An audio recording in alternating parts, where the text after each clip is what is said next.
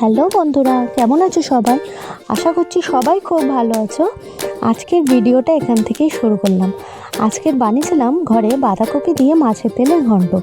প্রথম থেকে শেষ অবধি ভিডিওটা দেখতে থাকো বন্ধুরা, আর ভালো লাগলে অতি অবশ্যই লাইক করে পাশে থেকো।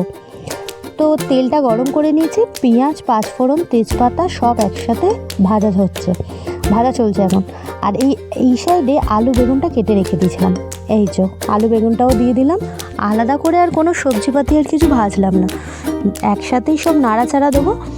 আর এবার ভেটকি মাছের এই যে তেলটা দিয়ে দেবো। ভেটকি মাছের তেল দিয়ে আজকের বাঁধাকপির ঘন্ট, আর সাথে ছিল ডাল।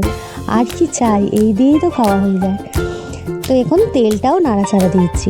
বাঁধাকপিটা ওইদিকে কেটেই রেখে দিয়েছি, দিয়ে একটু ভাপাতে দিয়েছিলাম। ভাপিয়ে নিয়ে জলটা ঝাড়াতে দিয়েছি। আর সেই ফাঁকে এখন এই যে মশলাগুলো এখন কষানো চলবে। এই দেখো বন্ধুরা কতটা তেল বেরিয়েছে ভেটকি মাছের তেল দিয়ে। এবার ওই প্রত্যেক দিনের যা যা মশলাগুলো সেগুলো এবার দেবো। ওই নুন, হলুদ গুঁড়ো, এই যে স্বাদ মতো নুন দিলাম, আর দেবো একটু হলুদ গুঁড়ো স্বাদ মতো, পরিমাণ মতন সব কিছু দেবো। আবার একটু কষাবো। আর এইদিকে আদা রসুনটা বেটে রেখে দিয়েছি। এই যে একটু টমেটো কুচি দিলাম, টমেটোটা না ভুলে যাচ্ছিলাম, তারপর মনে করলো ওই তো ওইদিকে কেটে রেখেছি।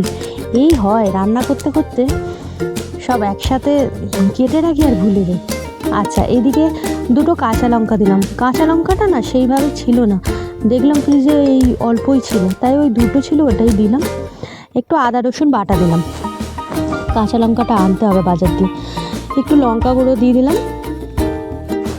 এবার দেবো জিরে গুঁড়ো। এই যে হলুদটা মনে হচ্ছিলো কম হয়েছিল, তাই আবার দিয়েছি। দিয়ে এখন ভালো করে কষিয়ে নেবো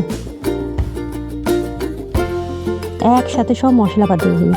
ধনে গুঁড়োও দিয়েছি, জিরে গুঁড়ো দিয়েছি, দিয়ে এখন ভালো করে এবার কষিয়ে নেবো। আর ওইদিকে তো বাঁধাকপিটা আমি ভাপিয়ে রেখেছি, তাই এই রান্নাটা করতে বেশি সময় লাগে না। ওই কষিয়ে নিয়ে বাঁধাকপিটা দিয়ে আবার একটু নাড়াচাড়া দিয়ে ঢাকনা চাপা দিয়ে দেবো। অনেকটা তেল উঠেছে। এই ভেটকি মাছের তেল দিয়ে আলু বেগুনের তরকারিটাও হয় দারুণ, ওটাও একদিন আপনাদের সাথে শেয়ার করব।